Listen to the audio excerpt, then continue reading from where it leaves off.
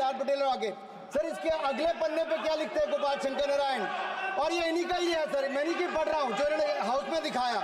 इसमें लिखा है were it not for the strength of the document Indira Gandhi would have been compelled to end the darkest episode in independent India by ending the emergency। यानी कि संविधान की ताकत थी जिन्होंने इंदिरा गांधी जी की इमरजेंसी को खत्म किया था, तो इस संविधान की ताकत थी। और ये आपके इसके अंदर लिखा है राहुल जी, जो आप लेकर घूमते हो, कभी खोल के पढ़ो तो सही, कभी पढ़ा भी नहीं आपने। और इसमें आगे लिखा है सर, आप चेयर को बोलो, अधिकार दिया है, चेयर को बोलो, माननीय सदस्य चेयर को। जी अध्यक्ष जी, ये जो राहुल जी कॉपी लेकर घूमते हैं, इसी पे लिखा है कि इंदिरा गांधी जी की यातनाएं और इमरजेंसी को खत्म किया, तो बाबा साहब अम्बेडकर के संविधान ने गरीब से गरीब व्यक्ति को उसका काम दिया।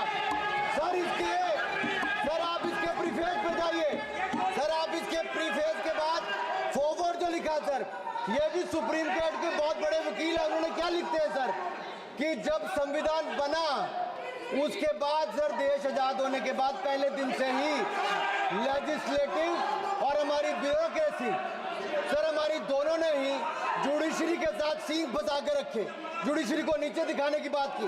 सर ये मैं नहीं कह रहा, ये वही किताब कह रही है जो राहुल गांधी हाथ में लेकर घूम रहे हैं। सर मैं पढ़ के सुनाता हूँ।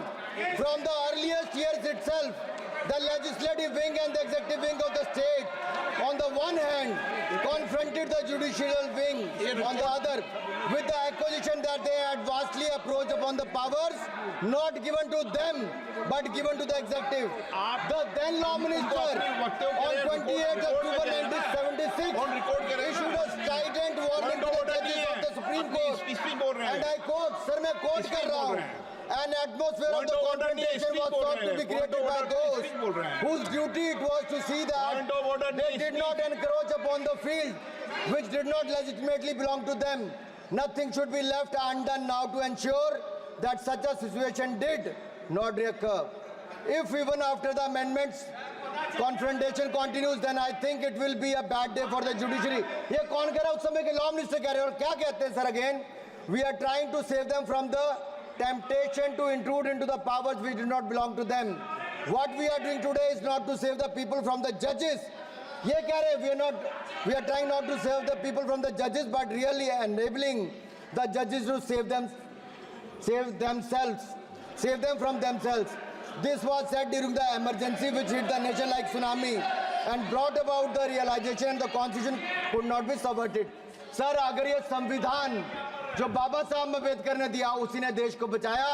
राहुल जी कभी इसको पढ़कर देखिए, गांधी परिवार और कांग्रेस पार्टी का पूरा कारनामे इसके अंदर लिखेंगे, कैसे आपने धज्जियां उड़ाई। एक तो एक दूसरा ये जो कहते हैं बीजेपी के लोगों को सर ये मनगढ़ंत आरोप, सर ये अंगूठा काटने की बात करते हैं, इनके राज में सिखों के गले काटे गए, सिखों के ऊपर कत्लेआम किया गया, सिखों के बाद दंगे सबसे ज्यादा हुए तो कांग्रेस के समय हुए।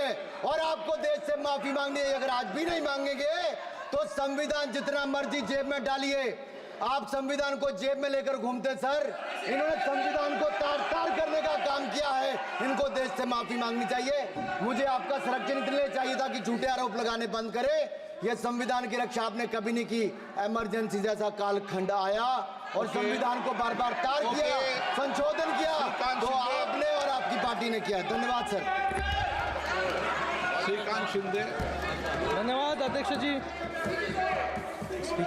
हाँ स्पीच हुई है ना, उनकी स्पीच हुई है। 9 पॉइंट ऑफ ऑर्डर उनकी स्पीच हुई है।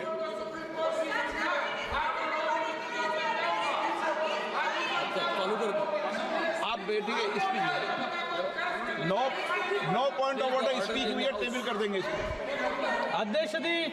हाँ इसको टेबल कर देंगे, आपके ये कर देंगे।